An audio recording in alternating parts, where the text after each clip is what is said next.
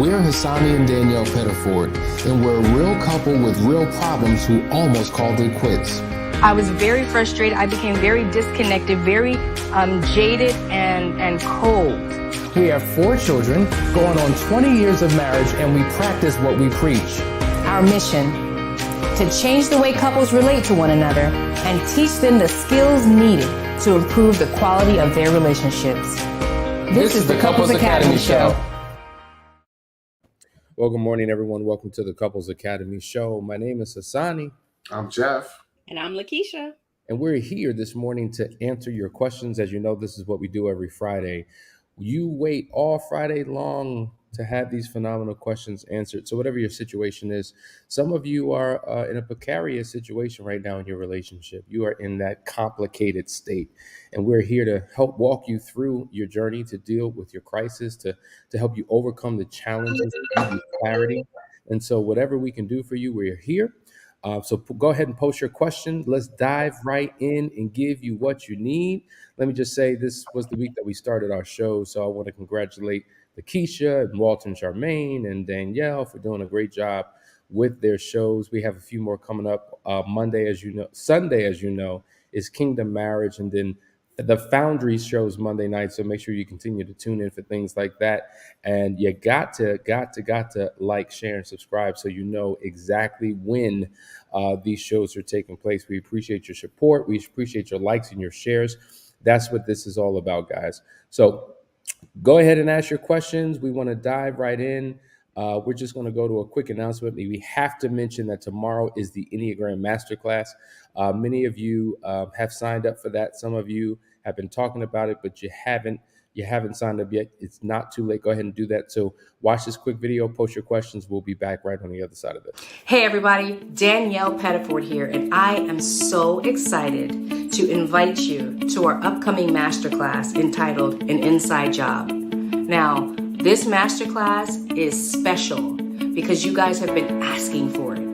And we have been doing a lot of discussing about the Enneagram and how you relate with your spouse and how they relate to you and the lenses and the perspectives that we all have that differ. But maybe you still feel stuck individually. Maybe for you, you know that you're not operating as your best self.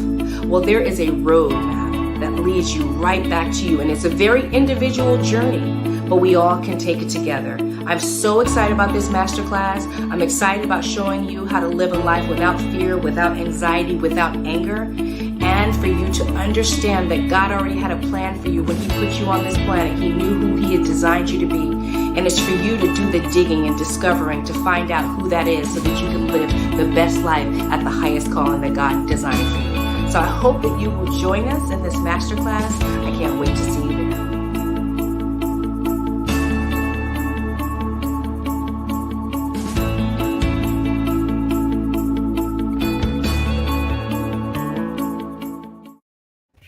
That's right. That's tomorrow from 3 to 7 p.m. Eastern Standard Time. So make sure you make way, you make room, and you get in while you can because it's going to be transformational. All right, we have a question that came in. I was unfaithful to my husband. He recently found out 2 weeks ago, and he is adamant that the relationship is over. He's filed papers. What do I do? Well, the question is, what do you want to do? Do you want to fight for your marriage? Do you want to restore it? Do you want to get it back to its rightful place? Or do you want to allow the divorce to occur? I know that's a rhetorical question, and most likely you want this to shift and change around for you. But what I find is that oftentimes when a spouse is adamant, they're uncompromising in their position that they're done, we pay attention too much to what they say and we go along with their decision and we don't fight, or we're in a panic, frantic state and we do all types of things that further push our spouses away instead of trying to figure out things that will pull them in and help them reconsider. But I just want to encourage you. I can't tell you how many couples that we've worked with, all of us, where papers were filed, divorce proceedings have taken place. They were months away, weeks away, possibly days away, And at the last minute, there was a reconsideration. And so I want to give you hope that it's not too late. It is not over until it's over. And you've got to be willing to fight to the very end to turn things around. I don't know. That's been my experience. What have you guys seen working with the couples that you've worked with? I agree. I mean, that's what Last Chance Weekend's all about, right? It's like we've seen that. We've seen people separated for 5 years get back together. People who hadn't lived in the same house in years, all of a sudden now they're getting married. It's just a matter of your commitment and what you're willing to learn, your willingness to accept change, and your willingness to put in the time and effort, time, money, and effort, really, in order to try to get things back. Absolutely. Absolutely. So listen, if I you go ahead. I love the fact that you started your response with a question. What is it that you want to do? Because that's exactly what I was thinking. It really is about your mentality. I mean, we talk about this all the time, that everything begins with a changed mind, and everything else will follow. Even your heart, your feelings, your emotions, everything will get in alignment with whatever it is that you have in your mind. So if you made up your mind that you want to quit, then everything else that happens after you make up your mind, and that's it, everything else will justify that mindset. But if you make up your mind that no, I want to fight for it, it's worth fighting, then everything else will align with that as well. So it really just comes down to, what is it that you want? What are you willing to do? And are you going to wait? Because it's going to take some time. It will take a lot of patience. So you're definitely going to have to be committed to that journey and to that process. But there's nothing that cannot be restored. There's nothing that cannot be turned around if you have the willingness and the will. Excellent answer. All right, we have a lot of questions coming in, so we're going to go to the appropriate person to answer this question. And if anything needs to be piggybacked on by another, we'll go ahead and do that. But I think, Lakeisha, this is for you. You know, just so you know, guys, Lakeisha is the sex coach. She is the one on our team that really addresses all of these issues and counsels people through, coaches people through these situations. So the question is, how should I handle a sexless marriage, meaning that it's only once a month? She says it's the side effects of meds, and he is struggling. Let me just say, a sexless marriage is a marriage where couples engage in sex anywhere between once a month to as low as 10 times a year. That constitutes sexless, and it's a tremendous issue. How can they go about handling this?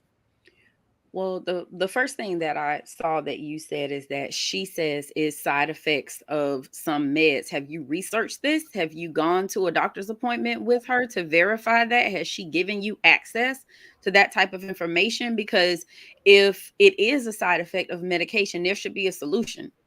There should be something that the medical professional could be able to offer to the two of you to assist with side effects from that medication. Maybe it needs to be a different medication.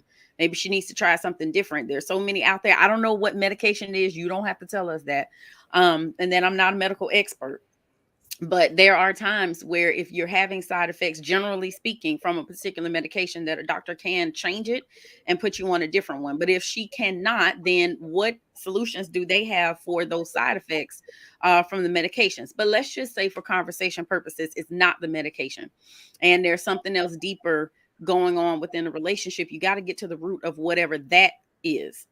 Does she have a willingness to move forward, even though she doesn't feel like it? And basically what you're saying is no. So why not? Because there are a lot of things we do that we don't feel like doing.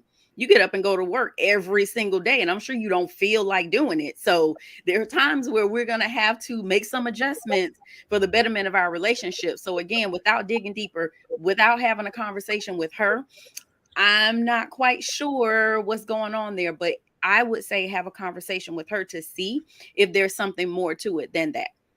Because there are many times that, again, we for lack of better words, we'll take one for the team when we don't feel like it. So if you're only having sex once a month, I don't know, that lends me to believe that there's something else going on there. Without Also, like, are you creating the environment? Like, guys, we're lazy after we've been married for a while. Let's just be real. Like, Facts. we start getting in this zone where we just kind of want it, and we think hitting on them and showing that sexual intention is enough. And the truth of the matter is, if we're not doing the romantic things, and we, like Open Her is a great book for this, by the way. Mhm. They if you're not speaking to her head and to her heart Yep. and moving that, you ain't getting in the pants. I'm just saying. Yeah. There's a tolerance that women give us for those days, but the truth of the matter is that doesn't do anything for them. Are you creating the environment, the proper environment that stimulate those neurochemicals that make them want it? Vashawn, did you watch the show Tuesday night? Like literally, the show was about reasons why wives say no to sex. And so we literally went through like 6 reasons, and there's a part 2 of it Tuesday. So go back and watch Tuesday night show. Tune in next week Tuesday night because it will be the second part of that, and just see, like really watch it with her and you guys have a conversation. As you go through those reasons, ask her, does this apply to us? Is this applicable? Does this make sense? Does this resonate with you? Because you're absolutely right, Jeff. There are a lot of times where the atmosphere is just not being set, and maybe she needs a little bit more finesse. Let's go to D. Owens' great answer, guys. After my husband's 1.5-year affair, he confessed. We've been going to counseling the whole time of the affair together and alone, but he would not open up about to our counselor until finally realized that his affair partner had been lying and seen other men also. I'm hurt on how much of our marriage he told her, and now he won't open up about the affair. He says he has blocked the affair out of his mind. How do I get my husband to open up? And yes, we need a 4-hour session with Couples Academy. Jeff, I want you to jump in here because we're dealing with an issue. I want to go back. He's been lying, right? He's Yep. been lying to his wife, not opening up, not willing to be transparent, blocked it out of his mind. What advice do you have for her and for him? Well, at the end of the day, you have to remember that men have been raised to lie for 2 reasons. Raised to lie. We literally walk around doing it all day long, mostly to ourselves, but in many times that begins leading into lies to others. And there's some hurt, shame, blame, guilt, those kinds of things that go as the reasons they don't want to talk about it. We think we can bury it and shove it under the rug. But they need to hear a voice that speaks to them, that lets them know that the truth, like that saying, the truth will set you free, it does. Because people lie for 2 reasons. They're hiding something or they're hyping up something. And in this particular case, it looks like he's hiding something. He's going to walk around with that burden inside of himself. It's not as much pain as it's caused you. It's carrying a burden on him to hold that in as well. And the connection really won't be reformed. He has to understand that the connection can't be really reformed until he's able to release that. You know, people always talk about the person who was cheated on moving forward, but there's a part that doesn't get discussed as much about the person who did the harm. Releasing that so that they can actually be the person that they need to be in order for things to move forward. Excellent. All right, let's go to another one. Lorraine M. My husband had a 7-year affair. He says there was no love involved. It was only physical.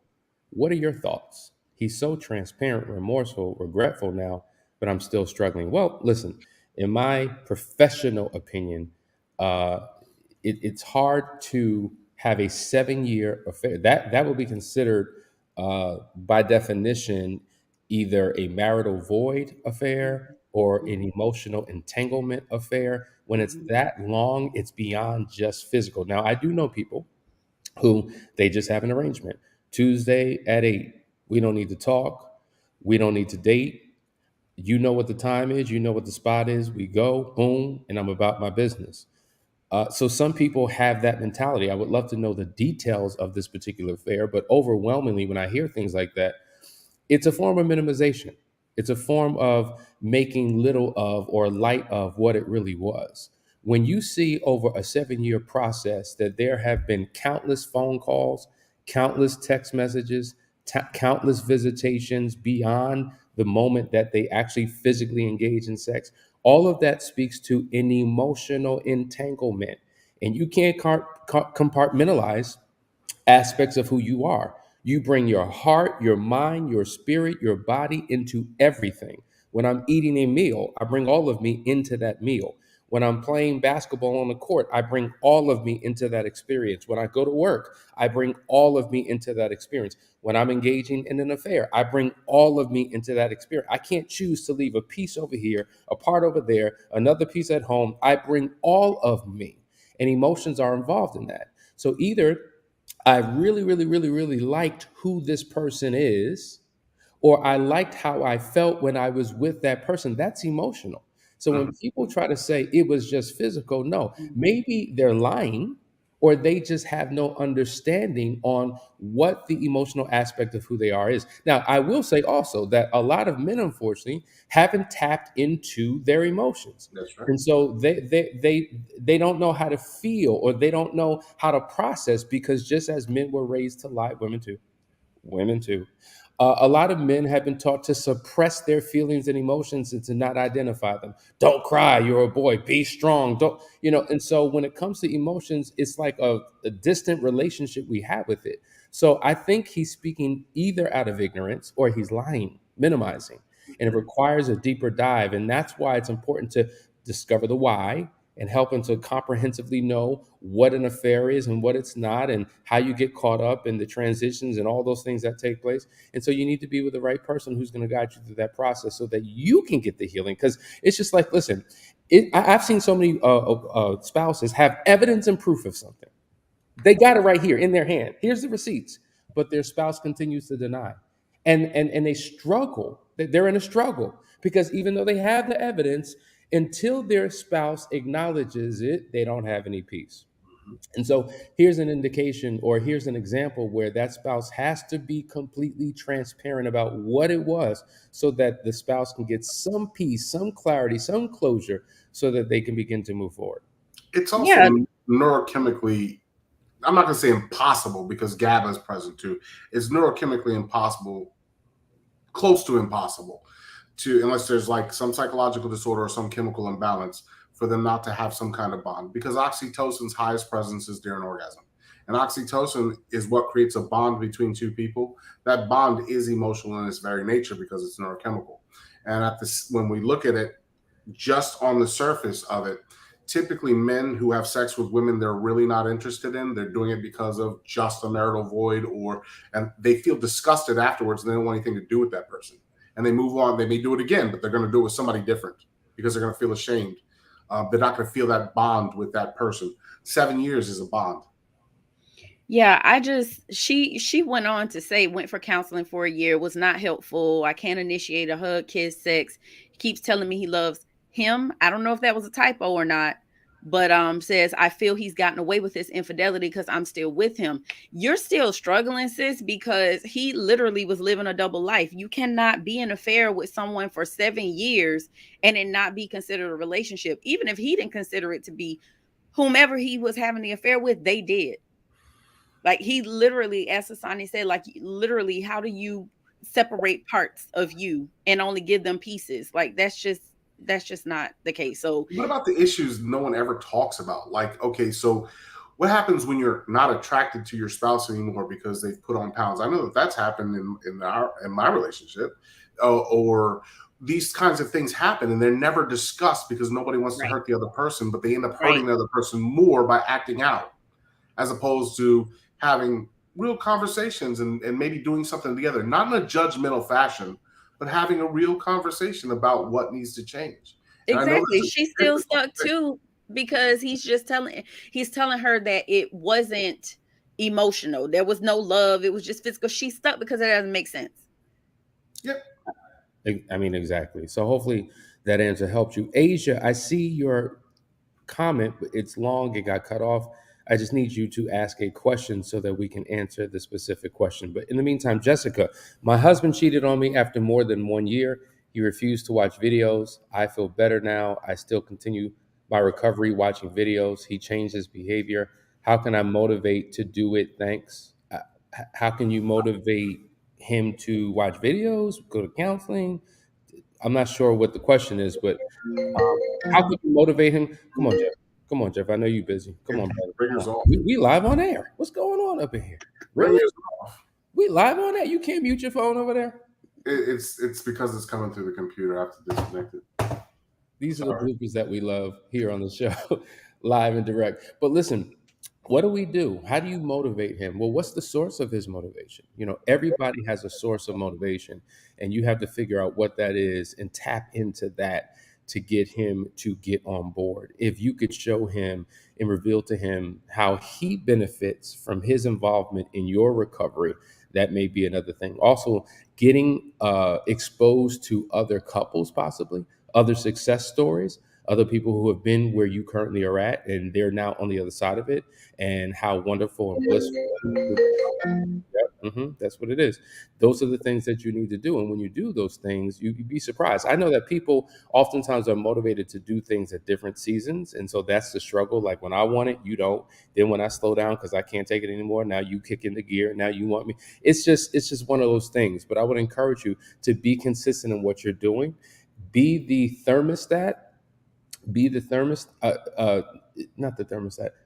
There's the thermostat, right? And then there's the what am I thinking of? That other device, the thermometer. There it is. Be the thermostat. The thermostat is the one that creates the atmosphere and creates the temperature. The thermometer just assesses what the temperature is. Yes. So sometimes you have to be the thermometer, the thermostat in your relationship, and build an environment that makes it conducive for him to get on board. Does that make sense? Yeah, perfect sense. All right. We have another question. Let's get to it. Ben Scott, good to see you, man. Can we touch on complacency prior to infidelity? If the unfaithful spouse, I'm sorry, I'm the unfaithful spouse, but there was complacency prior, and it took an affair to wake her up. Okay, Mr. Ben. It took an affair to wake her up. That is definitely striking a nerve, sir, because what that sounds like is that you did this intentionally to wake her up. And if that is the case, that is not the answer. That's never the answer. That does more harm than good every single time. But if there's He goes on to say right here, now her okay, attention comes off as fake because she's been lazy for so long. what? How are you defining lazy? Like what? You feel like she's not doing her part in working on a relationship? What issues do you guys have? Have they been addressed? Have you talked to her prior to infidelity? Have you guys tried to work through anything? Have you gone to counseling? Have you connected with other couples who are going through what you're going through? I just, for me, I know that it takes two people to make a relationship work. So I hear what you're saying. At the same time, I also know that many, many times there are these unspoken expectations. And the thing is, you can't hold someone accountable to something that they never knew was an expectation. So I'm asking, did you have conversations prior to express to her what it is that you wanted, what you needed out of the relationship, and she did not respond? Or what happened there? So let me jump in, Lakeisha, because you know what? I've heard this before. I've heard this from women for a long time. I've heard this from men as well, and that has been a part of the problem, right? So when you think about like the marital void, I've been complaining and complaining. Our marriage is void of connection, void of communication, void of recreational companionship, void of all these things. And we've been dealing with this and struggling with this. Now, I don't know if Ben intentionally went out and had an affair to wake his spouse up, which would be absolutely wrong, or out of frustration and things aren't getting any better. Now, a vulnerability has been created in the relationship, and boom, I find myself in an affair. And that was the wake up call for my spouse. Unfortunately, it takes it takes crisis Yeah. to wake people up, to get them on board. And now you're saying, now she's giving me the attention, now she's fighting, but it seems fake. Well, let me tell you something. Your question is, let's answer your question. Because in essence, you're saying, let's speak about complacency prior to the infidelity. What do you want us to say about it? It happened, right? Complacency was a contributing factor to the affair because she was lazy. Now she's no longer lazy or hazy. She's putting forth effort. So, yes, the affair shifted things within her. It was a wake up call, and now she's fighting for her marriage. So now she wants it. She's putting in the work, time, and the attention. And now you're interpreting it as lazy when now she's doing what you've wanted her to do supposedly all along. So, Well, what's the problem? fake. he's interpreting it as fake because he Right. said she was lazy before, but Oh, okay. Now it's fake. how are Well, you gauging that though? Like, how can you determine if it's real or if it's fake or not? I mean, the reality is there's effort being made, and it may not feel authentic right now because it probably is uncomfortable for her. It's just like love languages, right? We speak different love languages. So if yours, Hassani, is not mine, right. I'm going to have to make some adjustments to love you the way that you desire to be loved because it's not what comes natural to me. That's a So it's not fact. going to feel exactly. It's not going to feel maybe authentic and genuine initially, but consistency over time to me will address that. That's a great point because I remember when Danielle and I were trying to restore our relationship and she was asking me to do things that didn't come natural to me. And I'm like, okay, if that's what you want, that's exactly what I'm going to do. And then when I would do it, her thing was, it just doesn't seem genuine and authentic. I said, well, I'm doing it. Like if I didn't want to do it, listen, I'm doing what you've asked me to do. Like, Right. however it's coming across, this is new for me. But to your Right. point, the more I began to do it, because I had to tell her, I said, listen, the genuineness is your issue. That's not my issue. Yeah. That's your issue. You've got to work through that. You've just got to accept that what I'm doing comes from my heart and this Right. is what I want to do. And when that shift happened in her, she was able to receive the very thing that she'd been asking me for. And so, Mhm. likewise, Ben, maybe it's something within you that's misinterpreting her genuine intent here. She's showing up. And truth be told, 99% of the time, facts. Men are motivated by the fear of loss. So when men feel like, oh my God, I'm about to lose my marriage and my family, what do I need to do? And they shift into gears. And a lot of women struggle with that. Well, now, after all these years, I've been complaining about, yeah, but a lot of men, unfortunately, didn't think that she would ever leave. So in their own minds, they're like, yeah, she ain't going nowhere. Yeah, it's not that big a deal. We made light of it. But once we realized we were in crisis, we were Mhm. willing to do whatever it took. And it seems like this is where your wife is. Give her the Hassani, what grace to show up the right way. Yes, ma'am. I'm sorry. So what if it's unforgiveness? You know, what if you, Ben, are sitting on some unforgiveness? Because this is the truth, right? When there's been infidelity, there's so much light shed and so much heat put on the betrayer.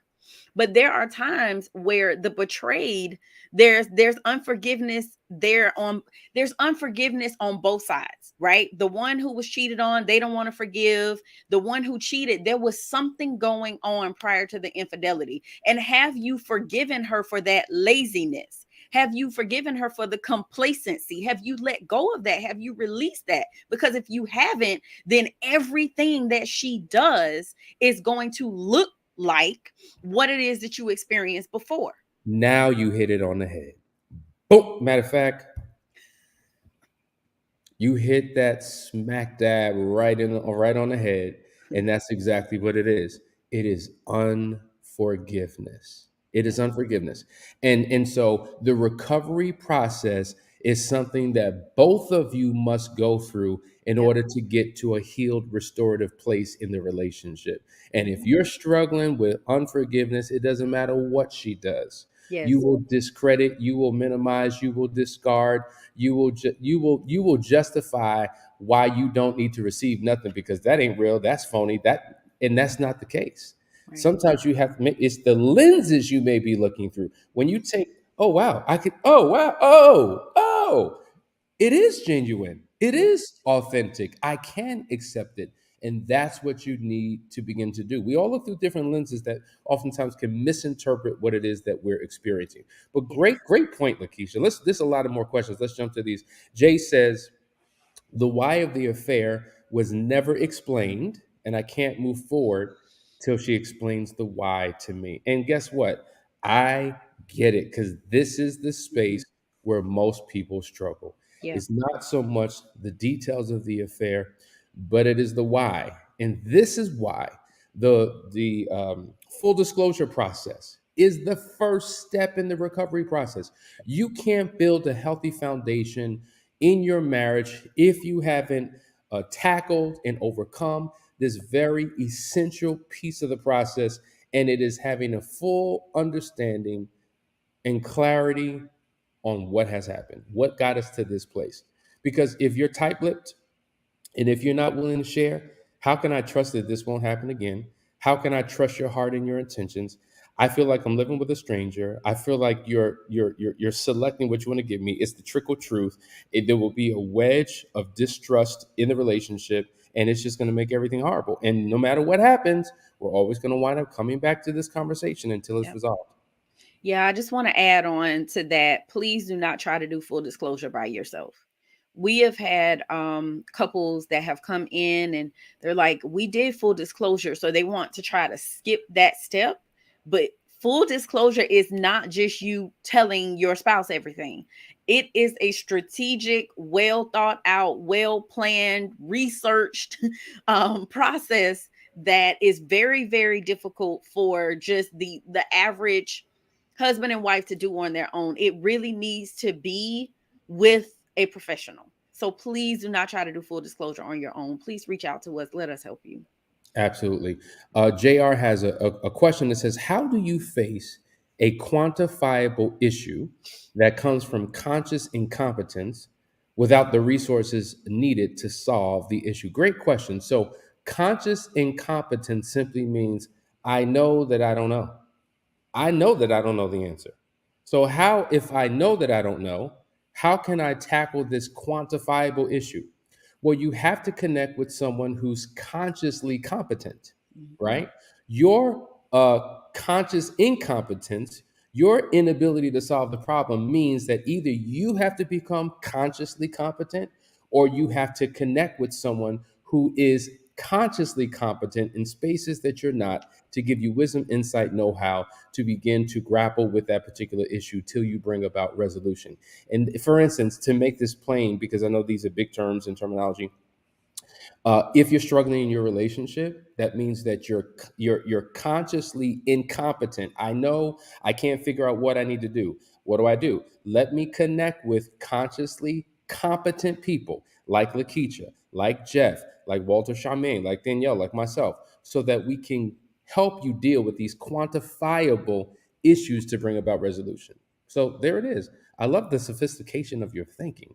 But that's the simple answer. All right, let's go to the next question. Onyx, at least she's been awakened in my relationship. In her eyes, I'm the only one to blame, so I'm the only one who must suffer the consequences. Wow. No, absolutely not. In a relationship, both parties have responsibilities, both parties have roles to play.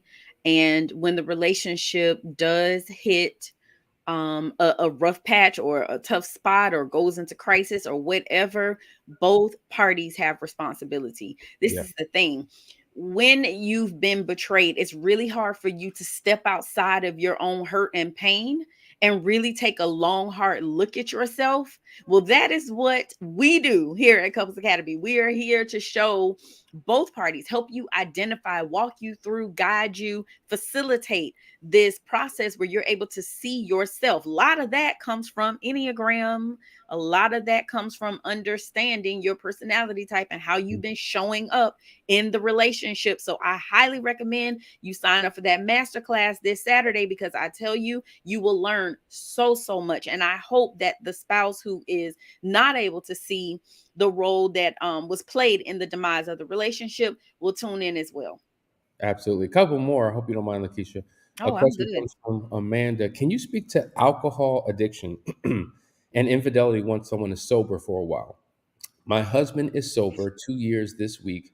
He started an affair with a coworker a little after a year of sobriety. Let me speak to this, and then you could jump in. I mean, yeah, the reality is many people come to us who have struggled with alcohol addiction or any other form of addiction, and there is a tie to infidelity. Oftentimes, there was, and I've talked about this a while back. It's been a while, but there was a study done on recovering alcoholics, and they wanted to know what causes a recovering alcoholic to continue to relapse. Okay.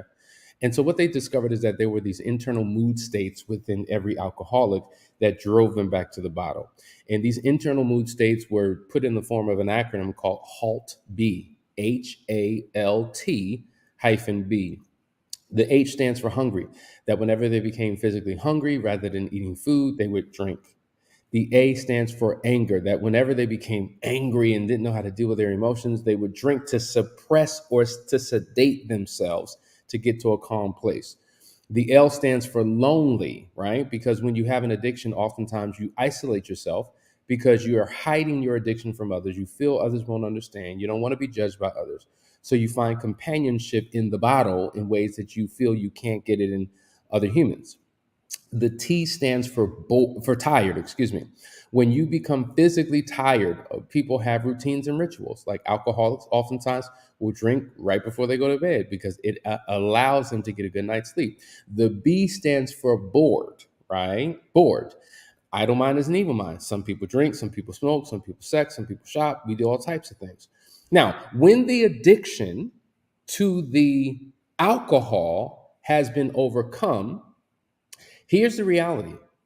I may no longer be addicted to the alcohol, but the addictive behavior may still be there. Mm-hmm. And so I may need to Yep. find something else to become addicted to. So we've seen people become addicted to exercising because I need to do something with this energy. They become addicted to education. They're getting degrees and certifications.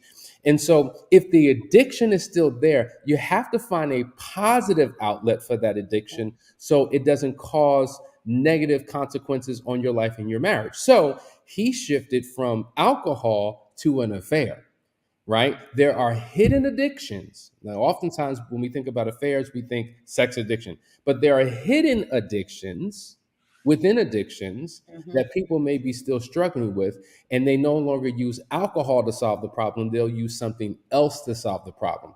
And so this is why we would say, you see the insight. The reason why I have this insight is because I led care and recovery for several years. And we dealt with people who had all types of addictions and helped them to overcome those addictions and to get into a better space in their life and their marriage. I say that to say you need to reach out to us. Let us help you. Let us guide you through this process to get you to a better place. You want to say something about that?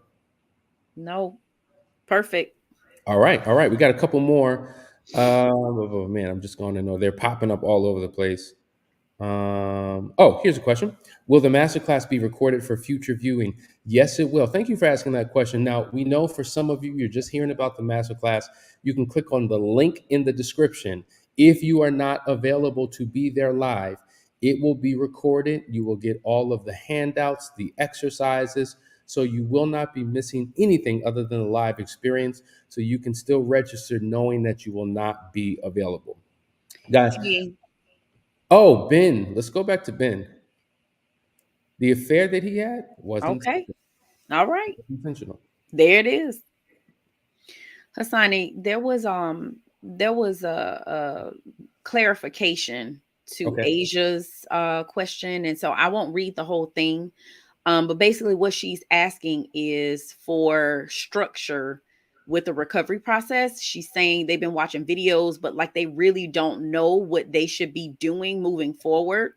And I just want to say to you, Asia, it's beautiful that you guys are trying to do the work. It's wonderful that you are watching our videos and maybe you're watching other videos too. That's great, but that is not enough to get you through infidelity recovery. Like there is a whole process and it is structured. And so we can outline what the structure is here today, but this cannot be done independently. You need to reach out to a professional who can help walk you through, guide you through the process. Last Chance Weekend is the ideal situation, especially if you guys have already been working. You need to experience some success. Otherwise, people quit. If they don't start to see change within a certain amount of time, they'll give up, they'll quit. So, Last Chance Weekend gives you an opportunity to take months and months and months of counseling and condense it into a weekend and can really catapult you guys into the next stratosphere for where you need to be in healing and restoring your marriage. So reach out to us and let us help you. Absolutely. Absolutely. I want to go to Daryl. Daryl says I had a 7-year emotional relationship without sex of any kind. It really hurts to admit to my wife I care for someone else other than her. Yeah. So there's really no question. It's more of a statement that he would like us to speak to.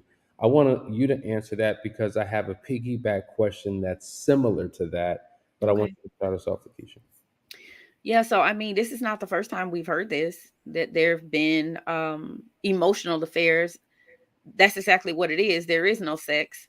And of course it hurts. I mean, you literally gave, this is kind of what we were talking about earlier, in that you are giving a major part of yourself, the entire part of you showing up in that situation. You've shared it now with someone else. Well, all of that energy really belonged to your wife. And while there may have been no sex, there had to be some sexual energy there between you and this other person. So even with that, like, if we're speaking from a biblical standpoint, like, just the thought of you having sex with someone else is considered a sin, right? It's considered you cheating, even if you didn't even do it, because you've thought about it, right? So there's still been some betrayal on your side, not just from an emotional standpoint, but again, that you have given a major part of yourself to someone else. And of course it's going to hurt. And of course it hurts her, because there's so many questions in her mind. Why couldn't you give that attention and time and effort and energy to her? What were you getting out of that situation? So, I mean, there's, for that length of time, 7 years, I know that this is devastating for both of you, but you definitely got to get to the root of why you Yeah. allowed another person to have that much of you in the first place. And then what is it that you need going forward to ensure that it doesn't happen again? There had to be something missing there emotionally for you to engage in an affair for 7 years with someone Mhm. else. Here's the reality, Lakeisha, because we deal with this all the time, right? Having to redefine, re-educate Hmm. people when it comes to infidelity. Because truth be told, like when you think about President Clinton, former President Clinton, I did not have sexual Right. relationships with that woman or relations with that Right. woman, but we know that there was a physical act, right? Yes. In his mind, unless there's penetration and sex, Yep. it's not an affair. Right. Likewise, when it comes to any type of emotional connection, I truly believe that there are many people who did not think or realize what they were Right. doing was an actual affair. Like Yes. within my own being, Yep. like we're having these conversations and we're connecting and we're laughing and all these different things, and I'm not having enough. Like this is Not not sleeping with normal. them. I'm not sleeping I'm with not. them. Yeah. And so this is the challenge because oftentimes one spouse has a view of what a betrayal is, another Right. spouse has another view. I remember there was a couple I worked with for a year, and literally we were stuck, at Yeah. least for 2 months, on the very issue of what she was doing. In his Yep. mind, it was an affair. And I mean, he would pull up the Wikipedia, he would pull up dictionaries, he would reference books and try to convince her, see, what you were doing was an affair. And she could not accept it. It was just like, it was not an affair. Because in her mind and heart, that's not what my intent was. That's not what I Right. was doing. But by definition, that's what it was. And so all of these things had to be taken into account to get them to a place where they were willing to get on the same page and move Mhm. forward. And so, yeah, there's a healing process that needs to take place. And so, whether somebody had sometimes the recovery process for a person who has an affair with who has sex with an escort, a person who's in a 7 year emotional affair, Yes. a person Hmm. who's in a 2 month just physical affair, like the recovery process can be very similar. Like Yeah. the pain is equal in all scenarios, even though the situation was different. Yeah. Okay, so Agreed. it just requires continual healing and communication and a willingness to move forward, and we're here to commit to that And, process. and also the development of some boundaries moving forward. You guys are definitely going to have to establish some new boundaries, because you cannot get into another inappropriate relationship with someone else moving forward, if you guys truly are going to restore your marriage. And so you're going to have to get some boundaries in place, which we can assist with as well. We walk couples through that process also all the time. Absolutely. Here's a similar question. How can we get through, this is not as long, but how can we get through what was perceived as emotional infidelity 4 years ago? A coworker I barely knew Facebook messaged me and asked me to take his number. I ignored him and never spoke to him again. It explosively pops up and ruins good stretches and puts us in a tense, almost hostile place where we have to rebuild again. We survived, navigated deaths of major family members, a pandemic, and his father's huge betrayal, yet our successes through all of this is discounted by a Facebook exchange. Yeah. So, I mean, this is a different situation. If what you're saying is correct, a coworker reaches out to you on Facebook, asks for your number, you never respond, and somehow your husband uh, can't get past this, what has happened, and is identifying this as an emotional affair. If what you're saying is true, I wouldn't even classify this as any type of betrayal at all. I mean, Mhm. people reach out and try to DM and message me, Danielle, I'm sure many of you, all the time with hopes of trying to either rekindle or to establish something, and they get the hand. They get the hand.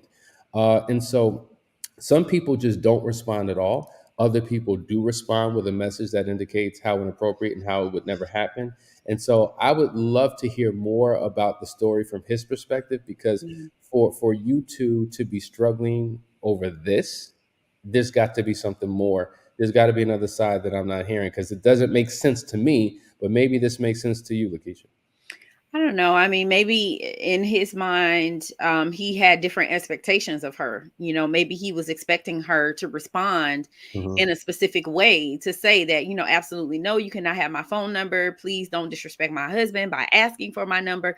I don't know. So the only thing that I'm thinking in this moment is that he may have felt that she needed to respond differently to that and shut it down. Like you said, someone tries to reach out to you and Danielle, they get the hand. So maybe he was looking for her to give this person the hand and she didn't do it. So Yeah. maybe he felt like she left the door open for this person because she didn't shut it down. So that will potentially create an opportunity for him to try again because she didn't say no. Yeah. It's interesting. We all respond differently. We, Right. we all have the best of intentions, but we respond differently. I know that there have been messages that Danielle has gotten from people, and she just does not respond at all. Like, there's no response. Whereas me, they don't happen as much. So when it does happen, I'm going for the juggler.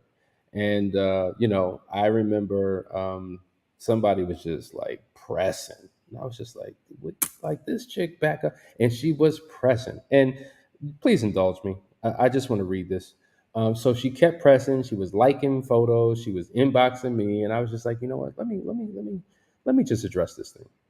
And so I put a post on my Facebook page. I put it on my Instagram page for the world to see, as well as her. I inboxed her, but this is what it says: Beware, I'm married. If you're using Facebook as a hunting ground to secure companionship or to indulge in a secret sexual rendezvous, I am not available prey. My Facebook status, my posts, my videos, my business, my ministry clearly indicates that I'm married. Not just married, but happily married. I don't have room for any more friends, inappropriate conversations, occasional check ins, pokes, waves, or flirtatious back and forth banter. Keep your pictures, your compliments, and most importantly, keep your integrity, because that's all you really have. I'm not just a male, I'm a man. A male makes decisions with his penis, a man makes decisions with his mind.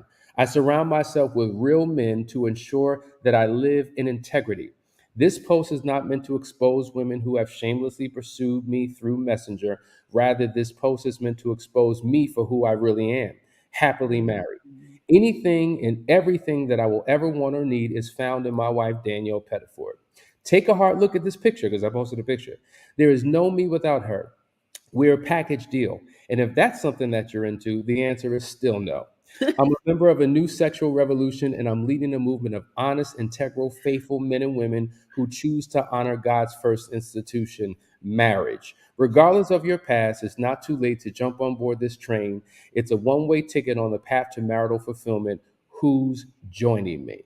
And ever since I posted that, not a single DM, inappropriate message, poke, nothing from nobody, because I had to let the world know. And sometimes Yes. that's what our spouse is looking for us to do, Yes. particularly as men. And Yeah. so maybe the struggle is there. I don't know, but you two can get through this. It all Yes. can turn around. Absolutely. I just dropped the microphone because I mean, it's really nothing else to say after that, Sonny. Dang. All right, guys. We're gonna go 11 more minutes. We're gonna go for the full hour. it's been a long time. And, when you have Lakeisha with all this wisdom, you got to create room and space for this to happen. So we got another comment. Good morning. I can attest that you need someone else to walk you through full disclosure or to find out the root cause. The affair partner cannot give you the full truth with just you two. Couples Academy can do this with you and help you move forward. Philly, thank you for sharing that. I appreciate it. Right? Yeah, that's and we appreciate it. And it's true what she's saying. It's extremely true, and that's how people are able to get through. All right, Jessica says, I found out about my husband's affair a week before the birth of my second baby. Mhm. It's not the first time. He denied it despite all the proof. I left him 3 months ago with the kids. I want to be done. Man, please reach out to us. You left him with the kids. So you Yes. didn't only leave him, you left the kids. This is a crisis situation. Jessica, please reach out so that we can talk through this and figure out how we can help restore your relationship. Another comment, Cool the Lover. Can y'all explain How how much? much intentionality it takes for an unfaithful person to recover and overcome past hurts and trauma? A lot of intentionality. But Lakeisha, go ahead, hit this one. Yeah. So, man, it's one of the things I think that keeps the betrayer, because I think you're asking from the perspective of the betrayer. Is that right, Hassani? Is that what you got? That Yeah, he's the betrayer? the person who cheated. How Yeah, much to intentionality recover. does it Yeah, take? so Yeah. two things. Actually, three things, three major things that Oh, I want to Lindsay say. says I have my babies right now. I'm looking at a Yeah, post. I thought that's what she said, but And let me see sometimes it's hard for us to interpret what you guys are saying. Yeah. But so three things, Cool the Lover, which I love your name, by the way, that can keep the unfaithful person stuck. Guilt, shame, and the third one, I think, and it is more than these three, but these are the main three that are popping in my head. But the most important one is unforgiveness. And I've shared this with you guys before that, forgiveness is in three parts. The forgiveness, one, that you are asking from God if you're a believer, two, from your spouse, and then the third one, most difficult one, is yourself. Mm, Forgiving yourself. God, you can pray to, you can release the prayer. You can't see God. You can't touch God. You can feel him at times, right? You can read the word or whatever, but you say that prayer, you release it, and you go on about your day. Your spouse is a little bit more difficult because you see this person every single day, and they can forgive you on Monday, and on Friday take their forgiveness back. You mm, can't get away from them until you go to work or you go to sleep, but then even then you might be dreaming about them. So you really can't get away from your spouse. But that third person, that most difficult person, is you, because mm. you cannot get away from you. You are with you everywhere you go. Wow. So that guilt, that shame, that keeps you stuck. The unforgiveness, it's huge. You must forgive yourself. You absolutely have to forgive yourself. And when I say the spouse, I want to break that down a little bit further. I know we don't have a lot of time. So with the spouse, not only are you requesting forgiveness from your spouse, but you have to forgive your spouse too, because there's something, again, that was going on before this infidelity happened. And I'm sure if we explore and we investigate, we'll be able to identify something that you had, that you were holding against your spouse. Maybe resentment, maybe bitterness, maybe anger, maybe frustration, maybe hurt, pain. I don't know. But there's something that you have to forgive that spouse for as well. I mean, golly. Thank you. Thank you for the answer. Powerful answer. I think we may have room for one or two more questions, so you may want to get this in before we close out. But Justina says, she says, my husband committed infidelity with escorts. We went to therapy and forgave. Then he gambled $72,000 that's now debt. We had a huge argument, and now he changed all paychecks to another account. While I'm back home, he refused to talk to my family and admit his problems then, but told his family of his addiction. Currently going through divorce process. What are your thoughts if you've seen this before? Certainly, we've seen this before. Here's the reality. Not all marriages are going to last. Um, that's why there's a 50% divorce rate. Mhm, My question is, it seems like you have gone to counseling. mhm, Excuse me. Um, I don't know how effective the counseling was. I don't know what the focus of the counseling was. I can't speak to that. When people say, well, we've done counseling before and it just didn't work, I mhm, dig more into those details. Well, why didn't it work? Did you go to the wrong one who was not qualified to address your situation? Was there still lies and trickle truth and the refusal to admit the struggle to change? What did not work about it? Did you not work it? Did he not work it? Did the person you go to not allow it to work? You're in a place where you file divorce. And a lot of times when people file for divorce, truthfully, they're doing that out of place of desperation because they don't know what else to do. Like, I done tried everything. You said counseling, we went to counseling. You said take this class, we went to that class, nothing worked. And so I know that there's like this struggle, this internal struggle that people have because they want their marriage, but they feel like there's no saving it. So they go and get a divorce. And what I would encourage you to do, if you ask me my thoughts, try one more time before it's too late, because I'm telling you, we counsel people in the same exact situation and scenario where there's been escorts, there's been gambling, all the things that you just mentioned. This is not foreign to us. And we've seen couples come out on the other side. So if there's anything in you and in him, to give this one more chance, because a divorce is very expensive. Not just the proceedings, but the ramifications of it. It's a pain that will last for quite some time. People think it's a pathway to happiness. It's not. It's a compounded pain. There's a high cost. There's a financial cost. There's a relational cost. There's a cost. And so if it's possible that this can be turned around, and he can possibly change and transform, and your relationship could possibly be restored, I would say go for it. That's why we do the Last Chance Weekend. What say you? I just want to add on, he's got to address his addiction, because everything that has transpired goes back to the addictive nature or personality that he has. The escorts, that's addiction. The gambling, that's addiction. I would not be surprised if there's some alcohol or some type of potential drug use or whatever. He has an addictive personality. So he's got to deal with that. He's got to do his work. One of the things, and you said transform, Hassani, and you said, do the work. But I just want to make sure that it's crystal clear that it's specific with what Hassani's talking about, is that he has to deal with that addiction. And so in any couple, whether there's addiction or not, whatever the situation is, there still has to be that lateral work that's being done, right? Individually, you guys individually working so that this comes into alignment. So he's got to deal with his addiction, and you may have some things that you need to deal with as well. But you guys working on yourselves individually while collectively restoring your marriage, that's what we do. The challenge is, Lakeisha, to your point, my addiction doesn't just affect me.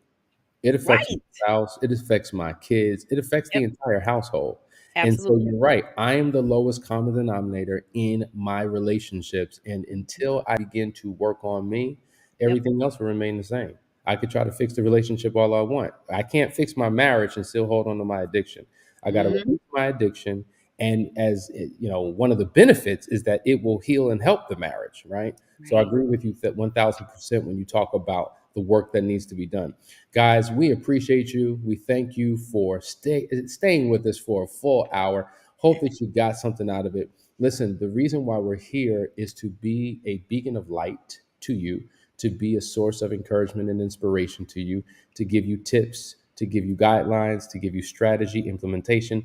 But it's just an hour, and we're all sharing our time and space together. Some of you need a deeper dive. Some of you need to reach out to us. So go to couplesacademy.org and set up a discovery call. We would love to talk about what your next steps can be. We have all types of programs and all types of solutions for you. So guys, we love you, and we will see you tomorrow. Tomorrow, for those who join the class, we're excited. Yes. Once again, the link is in the description. We're going to end off with the video explaining what that is again. And until then, we'll see you on Sunday for what? For Kingdom Marriage. Hey, everybody. Danielle Pettiford here, and I am so excited to invite you to our upcoming masterclass entitled An Inside Job. Now, this masterclass is special because you guys have been asking for it. And we have been doing a lot of discussing about the Enneagram and how you relate with your spouse and how they relate to you, and the lenses and the perspectives that we all have that differ. But maybe you still feel stuck individually. Maybe for you know that you're not operating as your best self.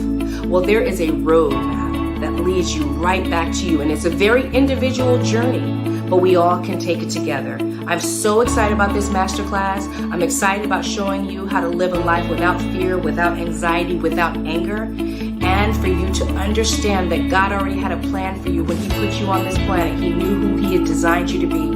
And it's for you to do the digging and discovering to find out who that is so that you can live the best life at the highest calling that God designed for you.